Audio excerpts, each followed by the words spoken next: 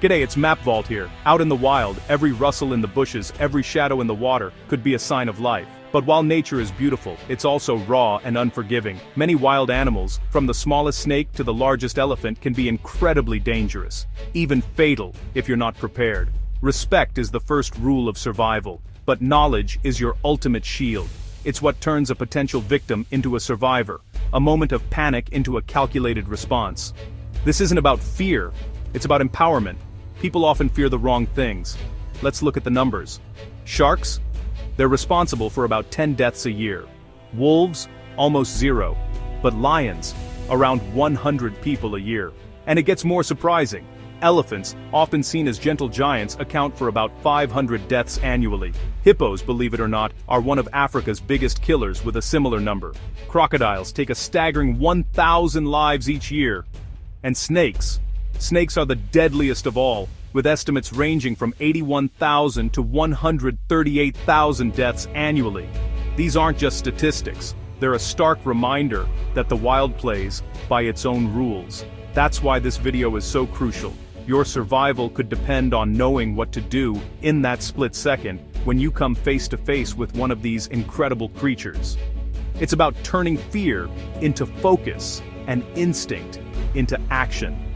So, grab a notepad, pay close attention, because the tips we're about to cover could one day save your life or the life of someone you love.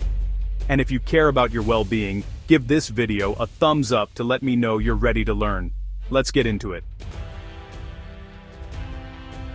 Right, let's dive straight in. Sharks. The mere word conjures images of fear, but an encounter doesn't have to be a death sentence. First, prevention. Avoid swimming at dawn or dusk, as this is when sharks are most active in hunting. Shiny jewelry can glint like fish scales, and blood, even a small amount, can be detected from miles away. So, if you have a cut, stay out of the water. Avoid areas where people are fishing or where seabirds are diving for bait fish. Essentially, don't make yourself look or smell like an easy meal. It's about respecting their territory and not sending the wrong signals. If you do find yourself confronted by a shark, the absolute worst thing you can do is panic. Thrashing around mimics a distressed fish, which is exactly what a shark is looking for. Stay calm. Maintain eye contact with the shark if you can. Let it know you see it, that you're not prey. Slowly, without sudden movements, try to back away toward the shore or a boat. Keep your body vertical in the water. You want to present yourself as something unfamiliar, not a seal or a turtle swimming horizontally. The key here is calm, deliberate movement. You're not fleeing, you're retreating. Now, if the worst happens and the shark attacks, you have to fight back. This is not the time to play dead. You need to be aggressive. Aim for the most sensitive areas, the eyes and the gills. A hard punch or jab to these spots can be enough to make the shark release its grip and retreat. Use anything you have, a camera, a rock, or just your fists. You have to show the shark you're not an easy target. It's a brutal, primal moment, but your life depends on that burst of aggressive self-defense. Remember, avoid, retreat, and if you must, fight for your life. Your goal is to inflict enough pain to make the shark decide you're not worth the effort. Gouge at the eyes, tear at the gills. These are delicate structures. A shark's nose is also sensitive, and a strong blow there can be disorienting. Continue to fight until it lets go. Once you're free, get out of the water as fast as you can, applying pressure to any wound to control bleeding, and seek immediate medical attention. Your survival in this moment is about switching from prey to predator in your mindset. It's a fight, and you have to win it. Kangaroos. They look cute, almost cuddly, but a large male or boomer can be incredibly powerful and aggressive, especially if they feel threatened. They have formidable claws and a kick that can break bones. The key to avoiding conflict is to not appear as a threat. If you encounter a kangaroo that seems agitated, the first thing to do is give a short, quiet cough. In their language, this is a non-threatening signal.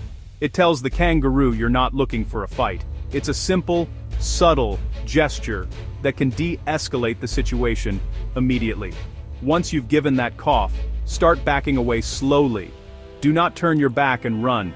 Running will trigger their predatory chase instinct. A kangaroo can easily outrun and outjump a human, so fleeing is your worst option. It signals that you're prey. Instead, keep your body sideways to appear smaller and less confrontational. Avoid direct eye contact, which they can interpret as a challenge. Just move away calmly and deliberately, putting more and more distance between you and the animal. Your goal is to show you are submissive and leaving their territory. If the kangaroo continues to approach, you need to protect yourself. Crouch down or roll into a ball on the ground. Cover your head and neck with your arms. This playing dead strategy makes you a smaller, less interesting target.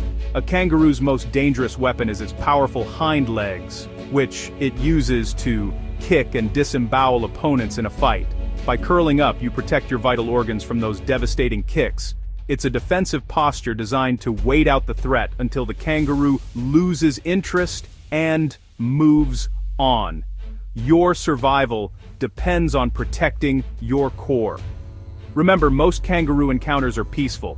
They are generally shy animals. Aggression usually stems from them feeling cornered, protecting their young, or, in the case of males, asserting dominance.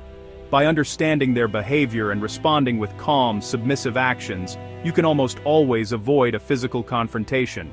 Cough quietly, back away slowly, and never, ever run. It's about reading the animal and showing it the respect it deserves, which in turn keeps you safe. Coming face to face with a lion, the apex predator of the African plains, is a terrifying prospect. Your every instinct will scream at you to run, but that is the single most fatal mistake you can make. Running triggers their chase instinct, and you will lose that race every single time. The first and most critical rule is to stand your ground. Stop, and do not turn your back. Hold your position. More importantly, you must maintain eye contact. In the world of predators, breaking eye contact is a sign of submission, a sign of prey. You need to stare that lion down. Your next move is to make yourself look as large and intimidating as possible. If you have a jacket, open it wide. Raise your arms. If you're with someone else, stand close together to create a larger, more confusing shape. A lion is a calculating hunter. It weighs risk versus reward. If you appear to be a large, formidable opponent, it may decide the risk of injury is too high for the potential meal. It's a bluff, but it's a bluff that could save your life. You are trying to intimidate a creature that is the very definition of intimidation. While you're making yourself look bigger, you need to make noise. But not screams of panic. Speak in a deep, firm, and confident voice. Yell at it. Make loud, authoritative sounds. The goal is to be loud and assertive, not fearful. You're trying to confuse the lion, to make it uncertain. It expects prey to be fearful and silent or to shriek in terror. A loud, aggressive, upright creature is not what it's used to. Gesture with your arms, but don't make sudden, jerky movements that could startle it into an attack. Continue to back away slowly and diagonally, never turning your back. Keep up the noise and the large posture. Don't crouch down or try to hide, as this will make you look like a four-legged prey animal. The goal is to maintain this facade of a large, dangerous, and unpredictable creature until you can get to a safe place, like a vehicle or a building. You're playing a high-stakes game of psychological warfare. You must convince the lion that you are not worth the fight. It's all about projecting confidence, even when you're trembling inside. Elephants are magnificent, intelligent, and emotional creatures, but make no mistake, an angry or frightened elephant is one of the most dangerous animals on the planet. The key to survival is reading their body language. A relaxed elephant will have its ears out to the side, and its trunk hanging down loosely. But if an elephant feels threatened, it will give you clear warnings. Its ears will be spread wide, facing you, and it may swing its trunk or kick up dust. This is a mock charge, a warning to back off. Heed it. If an elephant is giving you these warning signs, your immediate response should be to show you are not a threat. Do not run. This is crucial. Running can provoke a chase, and an elephant can run at speeds of up to 40 kilometers per hour. You won't win. Instead, stand still, then begin to slowly back away, speaking in a calm, monotonous voice. You want to de-escalate the situation. Show the elephant you respect its space and are retreating. Find a path that gives the elephant a wide berth and allows it to feel unthreatened. However, if it's not a mock charge, but a real one, ears pinned back, trunk curled inwards, you are in mortal danger. In this scenario, running is your only option, but you must do it strategically. Do not run in a straight line. Elephants are huge and have difficulty changing direction quickly. Run in a zigzag pattern. Your goal is to get something solid between you and the elephant. A large tree, a massive boulder, even a sturdy building. Use the terrain to your advantage. An obstacle can break the elephant's line of sight and its charge. If you can, try to get uphill. Elephants are less likely to charge up a steep incline. The most important thing is to break the charge. Once the elephant can't see you or can't get to you easily, it may give up the pursuit. Remember, this is a last resort. The best strategy is always prevention. Give elephants a huge amount of space, never get between a mother and her calf, and pay close attention to their warnings. Respect their size, their intelligence, and their power. A rhinoceros is like a living, breathing tank. It can weigh over 2 tons and charge at 50 kilometers per hour. When a rhino decides to charge, you have very little time to react. However, they have one significant weakness that you can exploit for your survival. Their eyesight is absolutely terrible. They have difficulty seeing stationary objects beyond about 30 meters. This is the critical piece of information you need to remember. They react primarily to movement and sound, not what they can clearly see. So, if a rhino starts charging you, your instinct might be to run for your life in a straight line. Don't. While you should run, your strategy is not to outrun it over a long distance, but to use its poor vision against it. The best thing you can do is get behind a tree. Even a relatively thin tree can be enough. The rhino will charge towards your last known position, but because it can't see well, it will have trouble navigating around the obstacle. You can simply sidestep around the trunk as it thunders past. If there are no trees available, your next best option is to dive into dense bushes or tall grass. The moment you are out of its direct line of sight, and stationary, you might as well be invisible to it. A rhino charging through the bush is relying on momentum and its sense of where you were. By diving to the side and staying still in thick cover, you can effectively disappear. It will likely charge past the spot where you vanished, confused, and unable to relocate you. It's a terrifying moment, but stillness is your ally. The key is to not try and outrun it in the open. You will lose that race. Use the environment. A tree, a bush, a ditch, anything that breaks its line of sight and charge. Rhinos have excellent hearing and sense of smell, so once you're hidden, stay as quiet and still as possible until you're sure it has moved on. Surviving a rhino charge isn't about speed or strength, it's about quick thinking and using the animal's own limitations to your advantage. It's a classic case of brain over brawn. Don't let their clumsy, almost comical appearance fool you. Hippos are responsible for more human deaths in Africa than almost any other large animal. They are incredibly territorial, surprisingly fast on land, and possess a bite that can snap a crocodile in half. Encounters are most dangerous when you unknowingly get between a hippo and its path back to the water, which is its safe space. If you're near a river or lake, always be aware of your surroundings and potential hippo paths. An angry hippo is a terrifying sight. They can run up to 30 kilometers per hour on land, so outrunning one in the open is not a viable strategy. If a hippo starts coming after you, your only real chance is to find something to climb. Hippos are massive and heavy. They cannot climb at all. Look for the nearest tree, a large rock, or even a steep hill. Your goal is to get to a higher elevation where the hippo simply cannot follow. This is your #1 priority. Get vertical. The danger is especially high during hot, dry weather. Hippos need to stay in water or mud to keep their skin from cracking, so they become more agitated and aggressive when they are forced to be on land for too long. If you see a hippo out of the water during the heat of the day, give it an extremely wide berth. It's likely already stressed, and you don't want to be the focus of its frustration. Always assume a hippo on land is a hippo in a bad mood. If you can't find anything to climb, your options are grim. Use any available cover, bushes, buildings, vehicles, to try and break its line of sight and path of attack. But the golden rule remains: climb. Your survival depends on putting a vertical obstacle between you and that powerful jaw. Once you're safely up a tree or on a rock, stay there, wait for the hippo to lose interest and move on.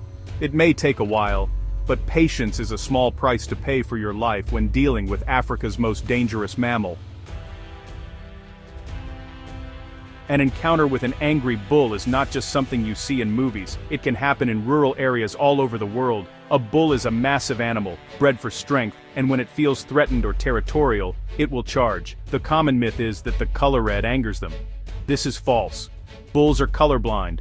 They react to movement. So, if a bull begins to paw the ground, lower its head and fixate on you. The first and most important thing to do is to stay as still as possible. Waving your arms or running will only provoke it further. If staying still doesn't deter the bull and it begins to charge, you need a distraction. You're not going to outrun it, and you certainly can't fight it. This is where you use an item of clothing as bait. Your hat, your jacket, your shirt, anything you can take off quickly. Hold it out away from your body. As the bull gets closer, you're going to throw that item of clothing in one direction while you move in the other.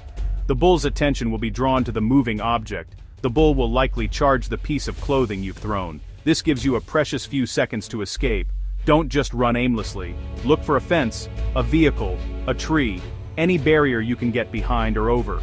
Your goal is to get out of the bull's enclosure, or to a place of safety while it is distracted.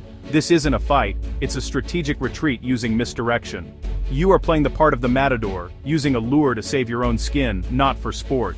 This technique requires a steady nerve. It's terrifying to stand your ground as a ton of muscle and rage thunders towards you. But panicking and running is the worst possible reaction. Freeze, assess, and prepare your lure. Throw the object and then make your escape. It's a calculated gamble, but it's the best one you have. Understanding the bull's psychology, that it's reacting to motion, not malice, is the key to walking away unharmed. A day at the beach can be ruined in an instant by the nearly invisible tentacles of a jellyfish. The sting can range from a mild irritation to excruciating pain, and in some rare cases, like with the box jellyfish, it can be lethal. If you are stung, the first thing to do is get out of the water calmly to avoid being stung again. The old myth says to use urine on the sting. Do not do this. It's not effective and can sometimes make the sting worse by causing any remaining stinging cells, called nematocysts, to fire. Instead, your first step is to wash the affected area with salt water, not fresh water. Use seawater from the ocean.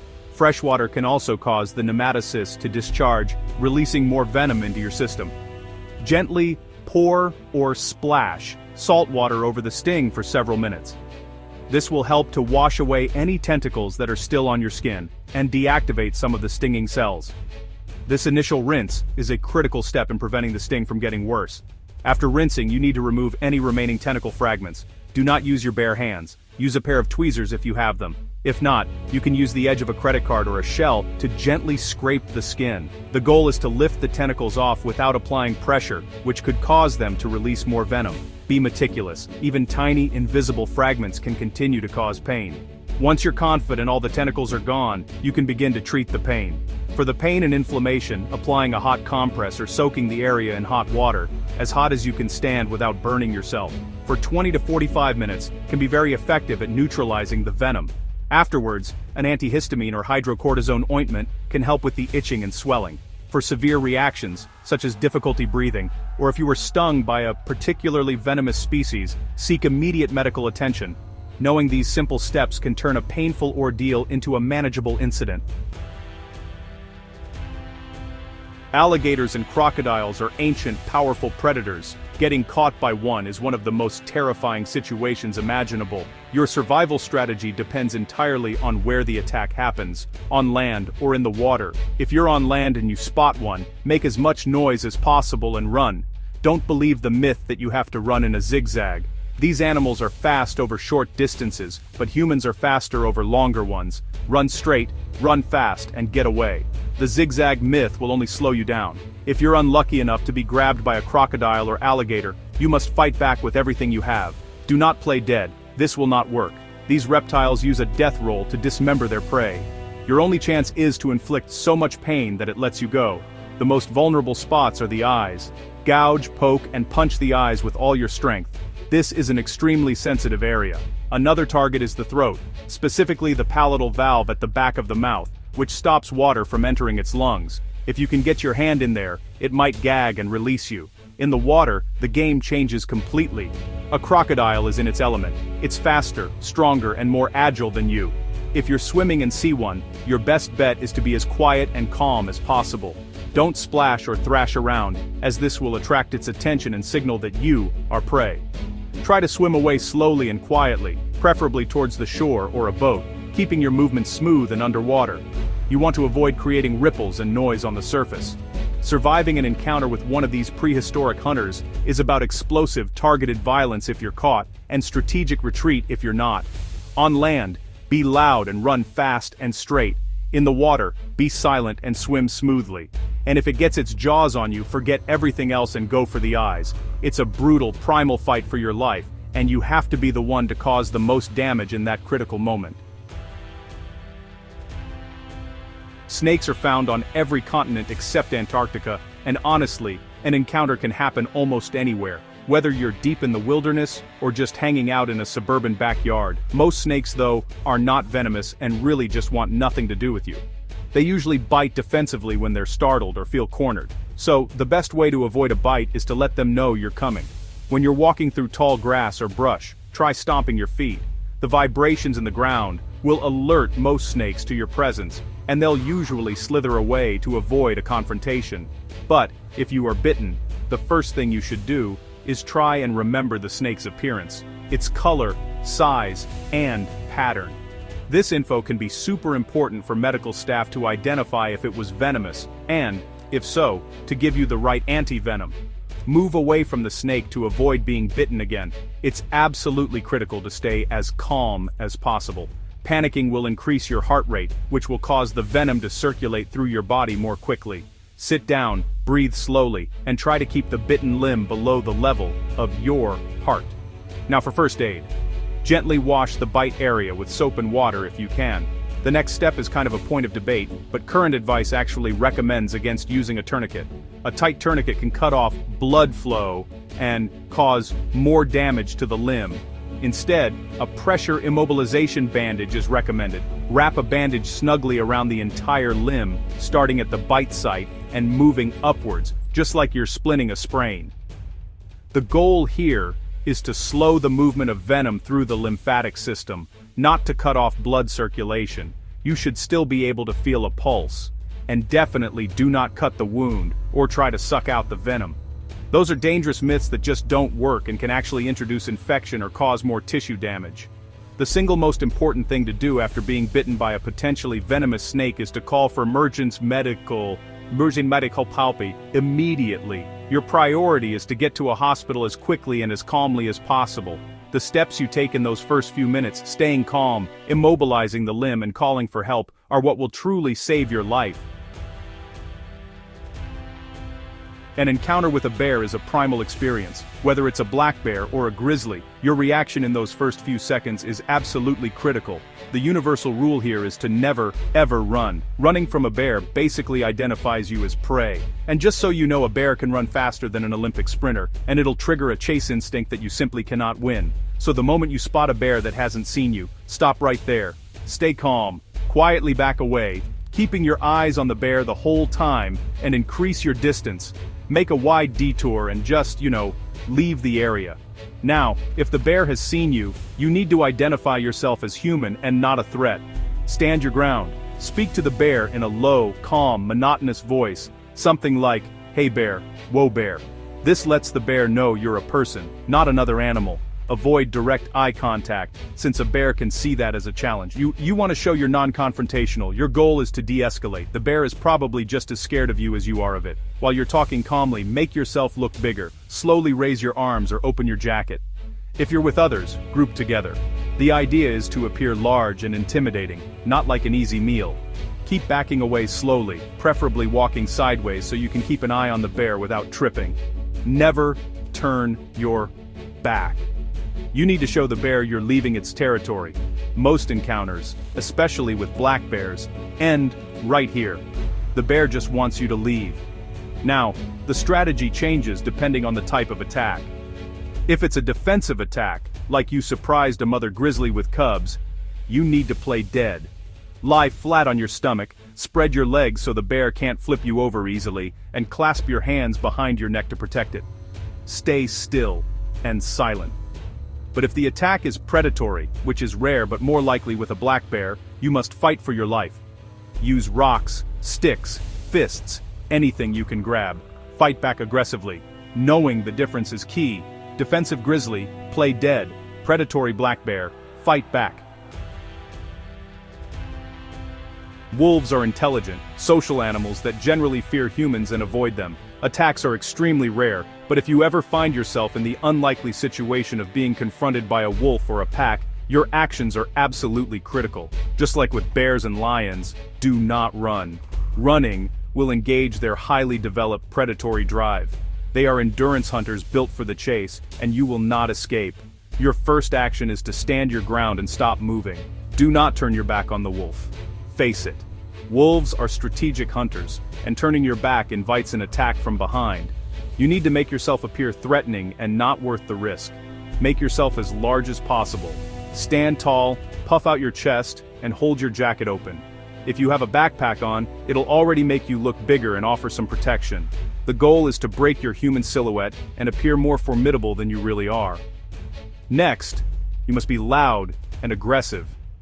Shout, yell, and make as much noise as you can. Use a deep, guttural voice. Bang sticks together, clap your hands, throw rocks or sticks towards the wolf, not necessarily to hit it, but to startle it and show that you are not easy prey. Maintain eye contact. Unlike with some other animals, with wolves, a steady, aggressive stare can be interpreted as a challenge they might not want to accept. You're showing them you're dominant and ready to fight. If the wolf does not retreat, you must continue this aggressive display while slowly backing away. Do not back up quickly. A slow, deliberate retreat shows you're leaving their territory, but are not fleeing in fear. Keep facing the wolf at all times. Do not crouch down or bend over, as this can make you look like a four-legged animal and might trigger an attack. Your survival depends on convincing the wolf that you're a bigger, louder, and more dangerous creature than it bargained for.